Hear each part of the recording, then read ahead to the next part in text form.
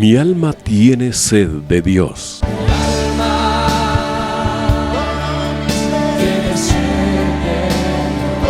Un espacio que reconforta, alienta y motiva a la luz de la palabra de Dios. Un espacio de clamor e intercesión por todos aquellos que hoy necesitan una palabra de aliento de parte del Dios Todopoderoso.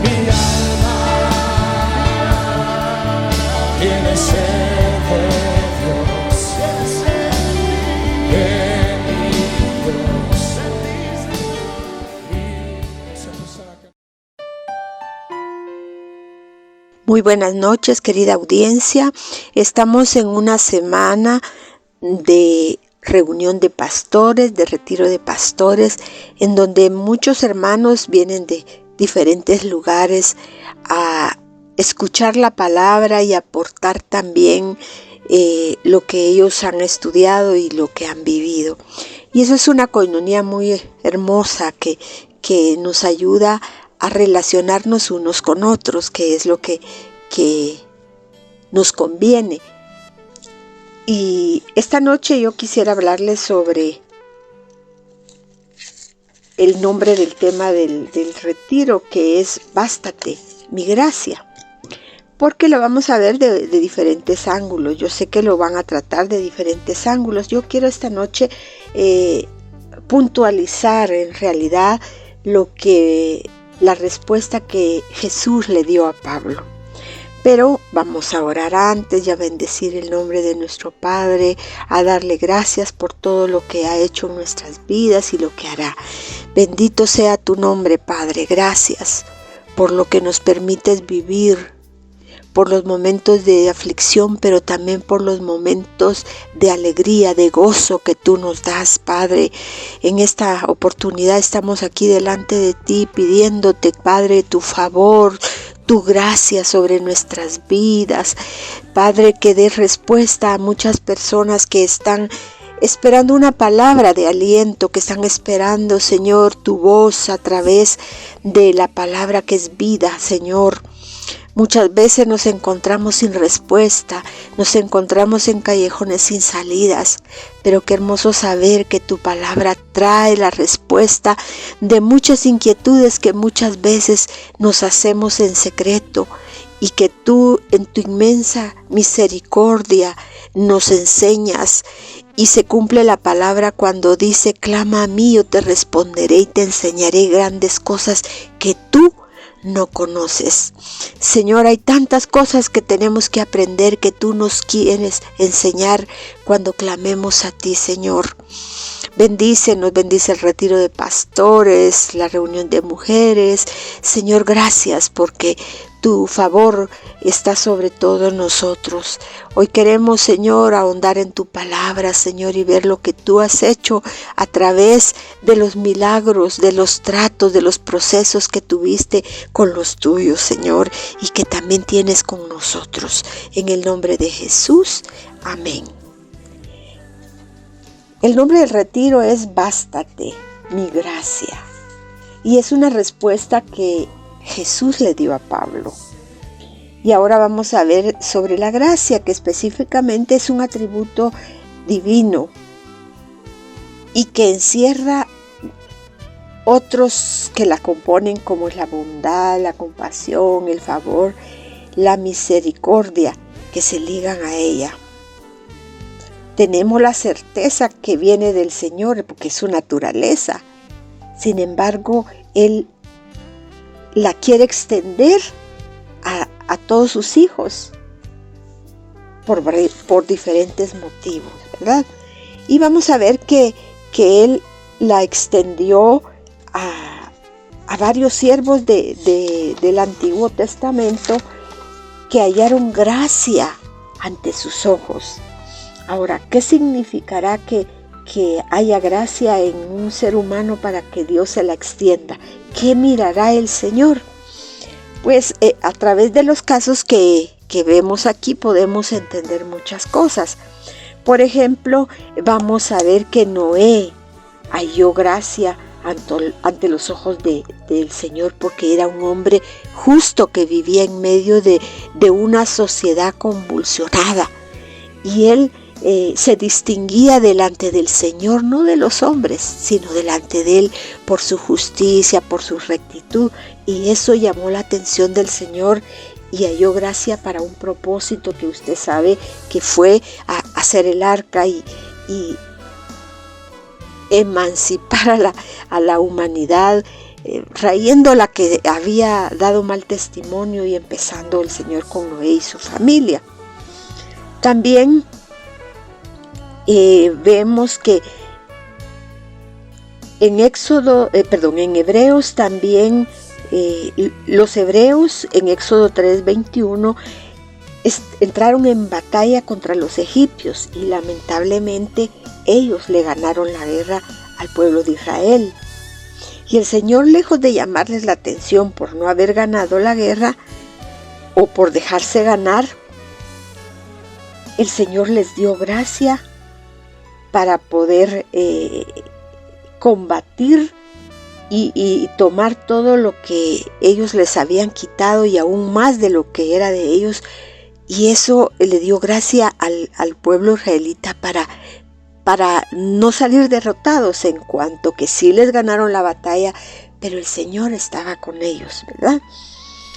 Veamos qué otra cosa. Veamos Ruth. También halló, antes de ir a Ruth vamos a ver que Jesús halló gracia a los ojos del Señor, porque Él estaba lleno de gracia y de verdad. En Juan 1:14 dice que vimos su gloria llena de gracia. ¿Cómo sería esa esfera de gracia alrededor de Jesús que no se ve, pero que Él la cargaba? Es esa misma gracia que el Señor quiere que nosotros tengamos a donde vayamos ante los ojos de los hombres, esa gracia que viene de Él, que no se ve, pero que sí se evidencia en nuestra forma de hablar, en nuestra forma de conducirnos, totalmente como Jesús la manifestó, ¿verdad? Ahora, también vemos que muchos hombres también hallaron la gracia de Dios en la vida de otros hombres. Por ejemplo, en Ruth vemos que Ruth halló gracia. Ruth 2:10 dice que ella halló gracia en los ojos de Booz. Ahí ya vemos que ya directamente no fue de Dios, pero sí fue la gracia de Dios a través de un hombre sobre Ruth, que fue Booz. Veamos a Esther. Esther también, usted sabe la historia, el rey le extendió gracia para atender sus peticiones. O sea, hubo hombres que le extendieron de la gracia de Dios a sus semejantes. Jacob esperaba la gracia de Esaú al solventar sus diferencias y volverse a reunir. David también encontró gracia a los ojos de Saúl cuando él tocaba el arpa. Jeremías 3:2 dice que habla del pueblo hebreo que escapó de la espada porque halló gracia en el desierto cuando iban buscando el reposo que necesitaban. Ahora, en Proverbios dice que para hallar ante los ojos de los hombres y de Dios es necesario no olvidar la ley de Dios, que el corazón guarde los mandamientos del Señor y atar la misericordia y la verdad a nuestro cuello y escribirla en tablas en nuestro corazón. Eso es para hallarla, ¿verdad? Mire qué importante es eso. Ahora veamos, vamos a seguir viendo que la salvación es necesaria para la gracia, ¿verdad? Tito 1:12 dice, porque la gracia de Dios se manifestó para salvar a todos los hombres. Efesios 2:80 dice, porque por gracia, mire, por favor de Dios, somos salvos por medio de la fe. Y lo importante aquí, hermanos, es que no es negada a ninguna criatura de su creación. El requisito es quererla, anhelarla, recibirla. Eso es el requisito. Y por supuesto mantenerla a través de una vida en rectitud, de una vida piadosa. Pablo consideró la gracia como un testimonio cuando dijo que él no consideraba su vida para él mismo, con tal de llegar al fin de su carrera con gozo y ministrar lo que recibió de Cristo, cuando en Hechos 20:24 dice, para dar testimonio de la gracia de Dios. No solo a los que estaban cerca de él, sino a las iglesias a las cuales él les infundaba también el anhelo de la gracia. Porque si usted ve en todas las cartas de Pablo, dice gracia y paz, gracia y verdad. Todas las cartas inician con esto. Porque, por ejemplo, en 2 Corintios 8:1 dice, os hacemos saber. Para él era importante que el pueblo de Dios supiera la gracia de Dios. Y es lo que ahora, en este retiro, se va a hacer énfasis sobre la gracia de Dios. Dice que le fue dada a las iglesias de Macedonia. Aquí el capítulo se refiere a que las iglesias habían pasado en grande prueba de tribulación profunda, pero a pesar de eso habían dado más allá de sus fuerzas por medio de la gracia de Dios. También la gracia, Pablo la enfatizaba porque afirma el corazón ante doctrinas y diversas políticas o ideas. Hebreos 13:9 dice, o mandamientos de hombres, de Hebreos 13:9 dice, no se dejen llevar por argumentos humanos, porque buena cosa es afirmar el corazón con la gracia, dice. ¿Y por qué decía esto? Porque en la observancia de comida los israelitas, algunos judíos hacían mucho énfasis en ciertas carnes. Por ejemplo, dice en 1 Corintios 8:8, si bien la vianda no nos hace más aceptos ante Dios, ni porque comamos seremos más, ni porque no comamos seremos menos. Recordemos que el cuerpo de Cristo fue ofrecido una vez por todas. Y esa es nuestra verdadera comida espiritual por gracia, y fue sustituto de pan, la cual los que anduvieron en el desierto nunca aprovecharon en la gracia concedida a través del maná, porque ellos querían carne.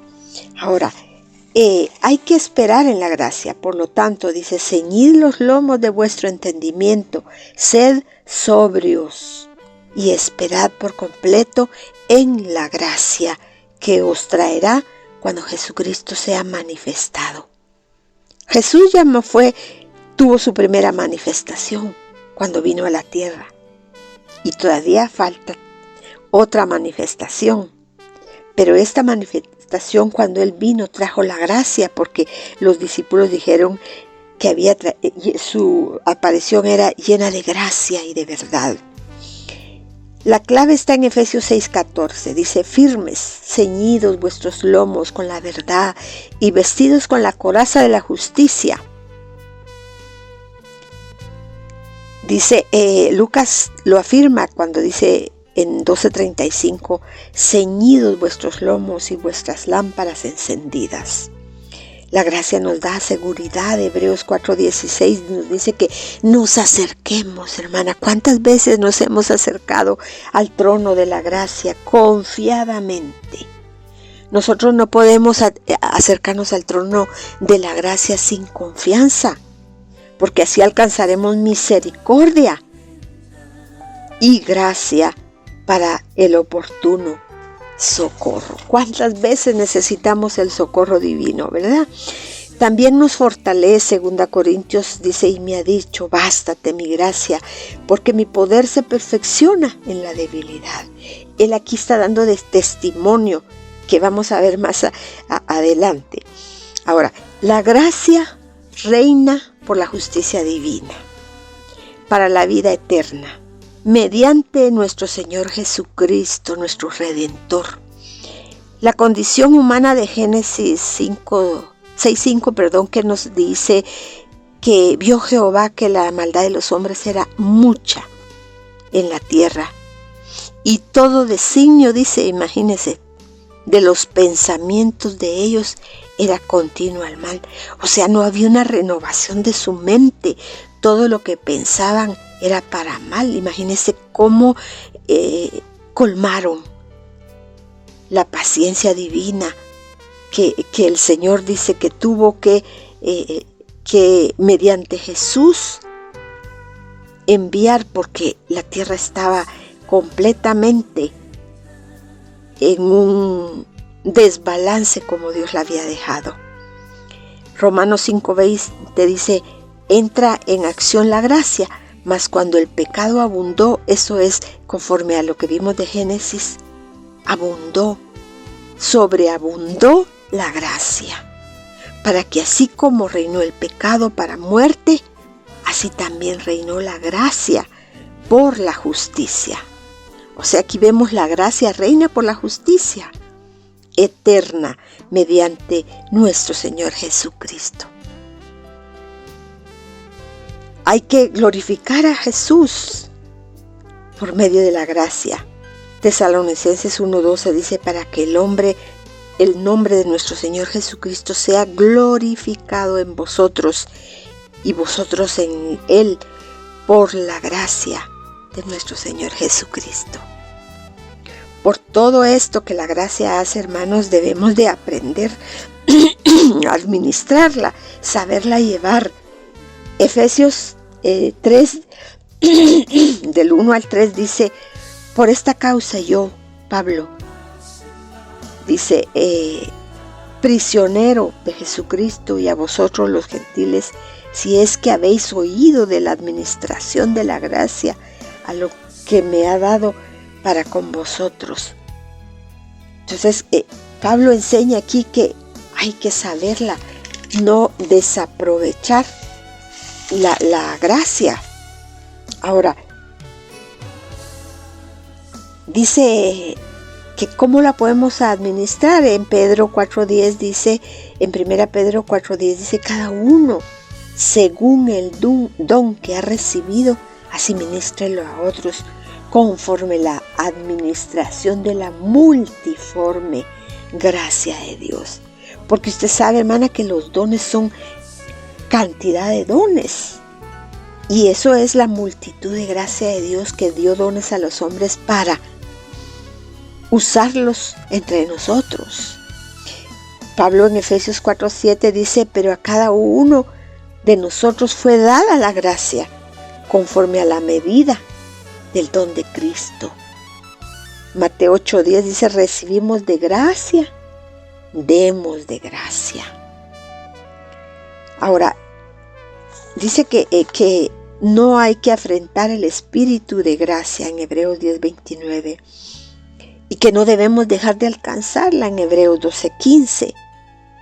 Ahora, hay algo muy importante que dice que nosotros debemos de quitar toda altivez en Santiago 4:6, porque el Señor le da gracia a los humildes, pero Él no le da gracia a los altivos.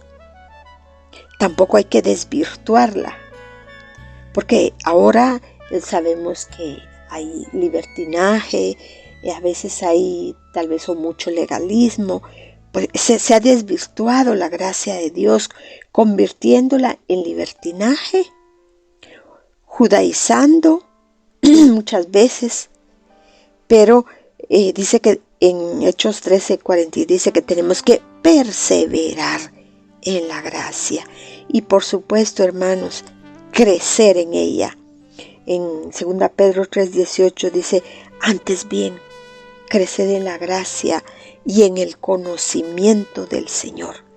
¿verdad? O sea que a través de conocer a Jesús, hermano, nosotros crecemos en su gracia. Y eso es muy importante. Nosotros nunca vamos a dejar de conocer al Señor, porque es su gracia bendita la que nos hace crecer. Y el libro de Corintios nos habla cuando Pablo recibe, cuando él ruega, ¿verdad? Él ruega mucho que ser sanado.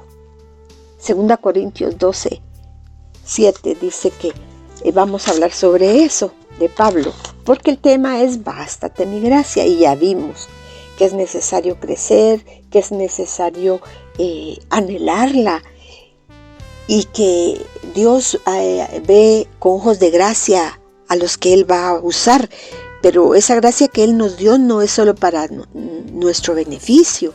Debemos de gozarla, aprovecharla, pero hay que darla, porque aquí vimos casos de gente que recibió la gracia de Dios y ellos se encargaron de darla a otros, como Ruth, como Booz, y así lo que estudiamos.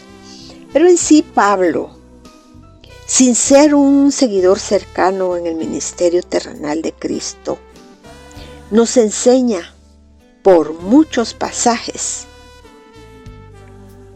cómo dio testimonio de la gracia que recibió directamente de Jesús. Pablo, usted sabe, cayó como ciego y la gracia de Dios lo alcanzó y le mostró muchas cosas que él no había entendido, porque él era un religioso que defendía la religión, pero no tenía lo que Dios quiere. Y es lo que pasa ahora, ¿verdad? Muchos tienen religión y la defienden, pero no se trata de defender la religión, sino vivir en obediencia y en devoción hacia aquel que lo merece todo, nuestro Señor Jesucristo.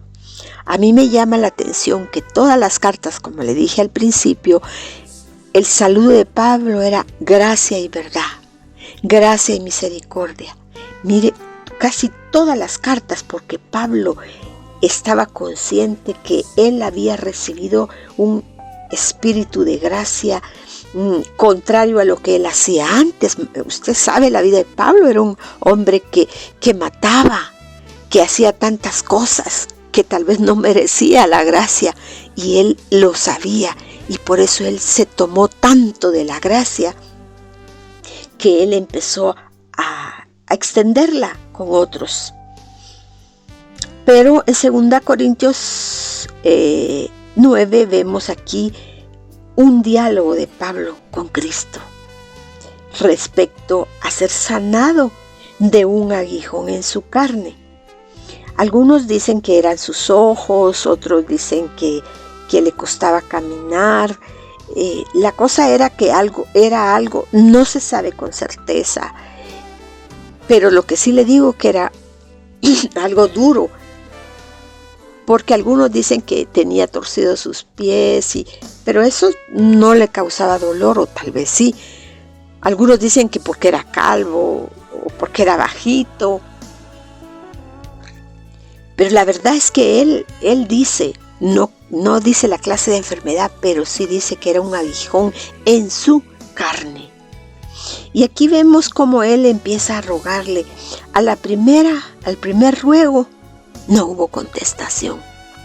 Ese Pablo que había recibido la gracia divina, hoy se encontraba enfermo.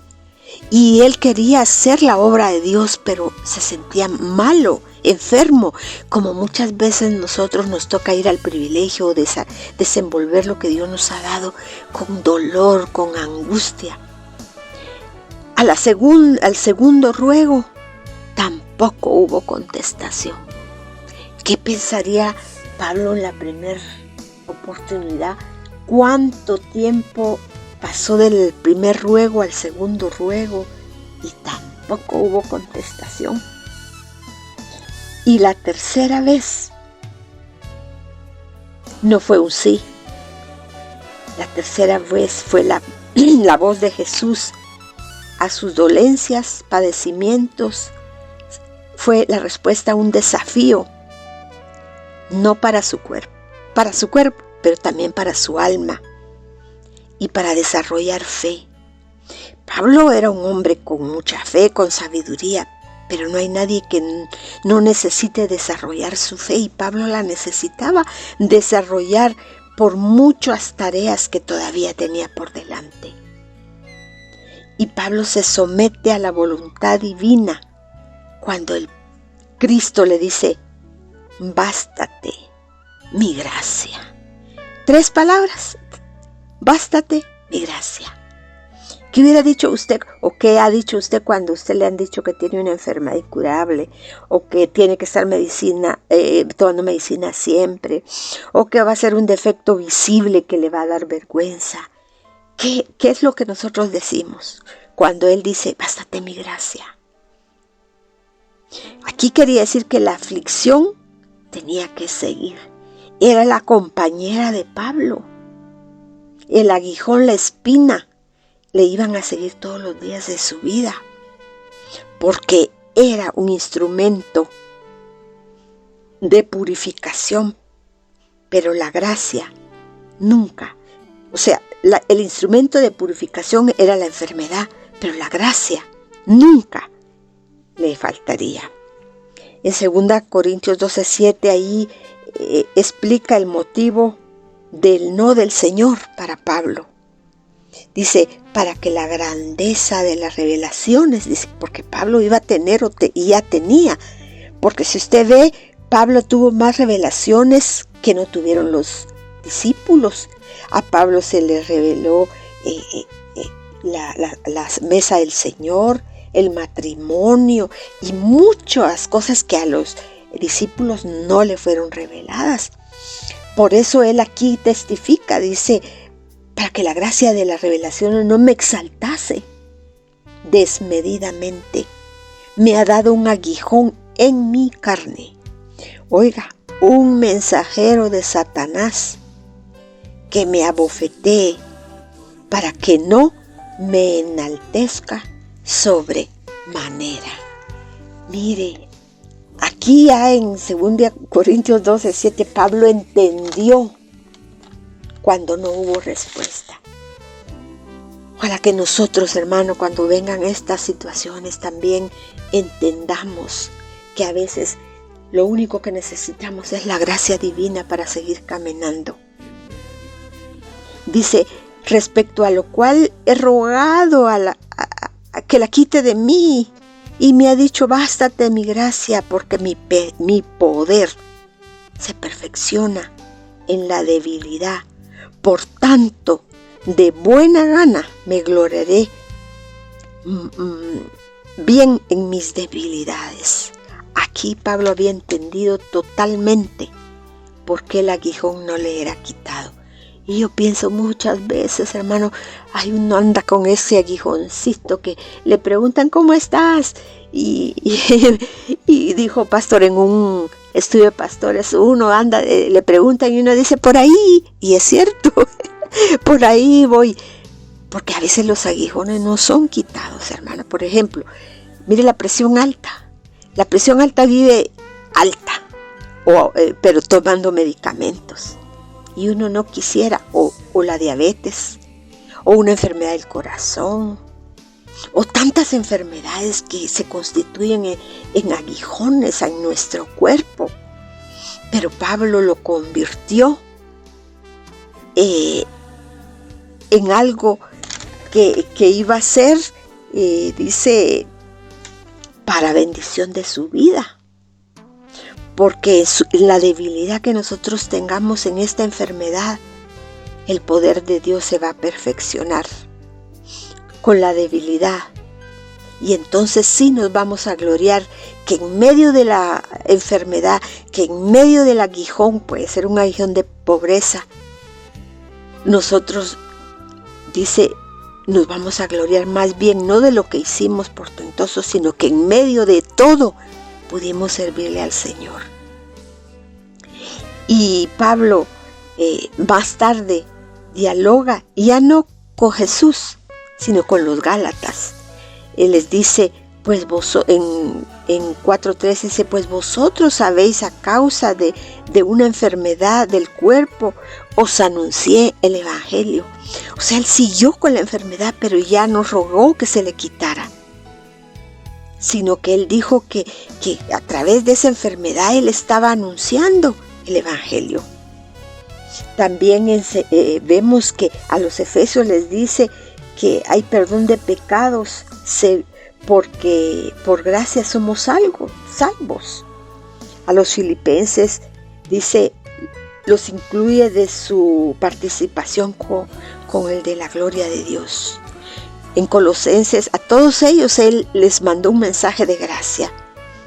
Dice que nuestras palabras sean sazonadas con gracia. Mire, o sea, él le dio una escuela de gracia a todos que él había recibido de Jesús. Y es lo que a nosotros nos toca. Enseñar, dar de gracia lo que de gracia hemos recibido. A Timoteo le hace una recomendación que es la que esta noche se queda para cada uno de nosotros. Esfuérzate en la gracia que es en Cristo Jesús. Y esperar en ella, ¿verdad? Esperar en ella porque es lo que nos corresponde, esperar en la gracia divina. Hay un canto tan lindo que dice, maravillosa gracia, salvó a un pecador como yo. Perdido estaba yo, mas él me encontró. Yo era ciego, mas ahora puedo ver. Por esa gracia bendita que el Señor te dio en el momento en que tú le dijiste sí, Señor. Ahora entonces concluimos que la gracia trae unidad, porque dice la gracia sea con todos. Es para disfrutarla. Dice gracia y paz a vosotros.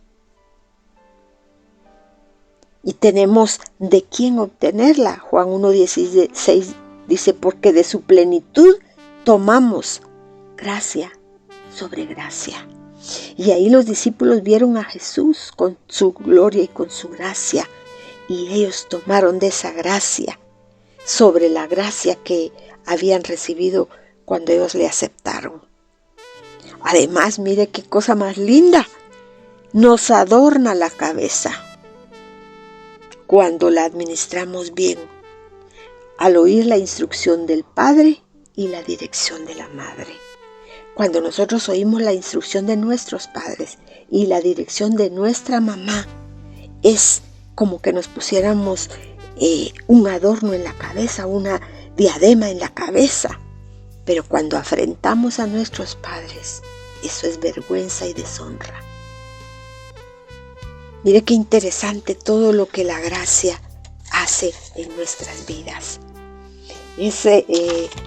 A mí me conmueve todo esto, hermanos, porque de veras debemos de anhelarla siempre, esa gracia divina. Y me llama la atención que el retiro de pastores dice eso, ¿verdad? Bástate mi gracia, porque, hermano, cuántos hermanos están en prueba, en batalla, que no se termine el aguijón, que ahí estamos caminando y a veces nos afligimos, pero esta noche el Señor nos dice, bástate mi gracia, porque en tu debilidad se perfecciona mi poder. Así es de que vamos a bendecir al Señor por esta palabra. Padre, gracias, gracias.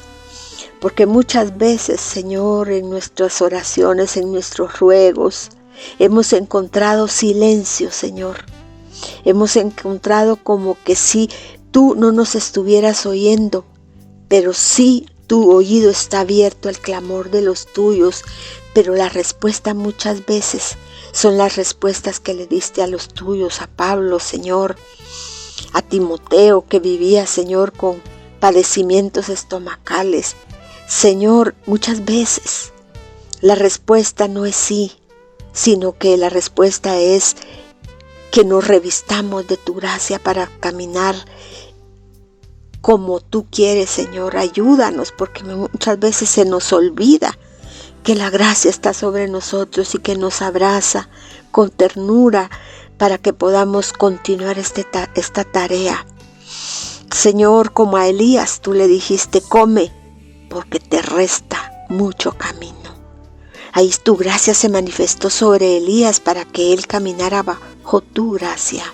Y nosotros ahora disfrutamos mucho más de esa gracia, porque es la gracia del Padre y es la gracia de Jesús sobre nuestras vidas y la gracia del Espíritu Santo sobre nosotros.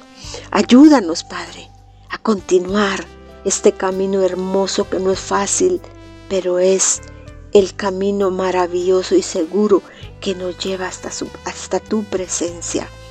Sigue añadiendo bendición a cada pastor que ha venido en esta semana, Señor, a recibir de tu palabra.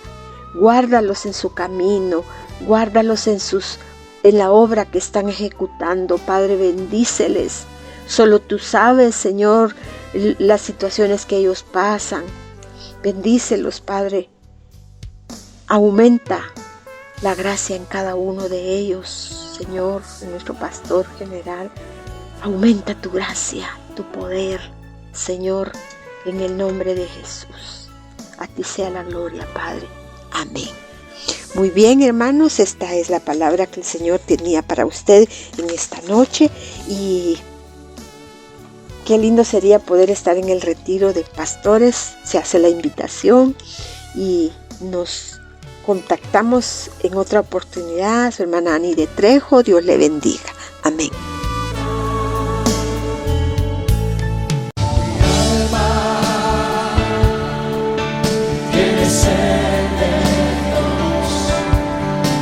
Hemos presentado Mi alma tiene sed de Dios.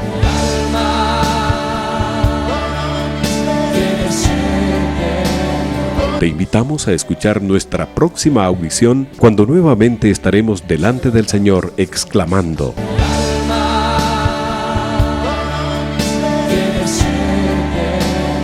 Mi alma tiene sed de Dios. No te lo pierdas. Tiene sed de Dios.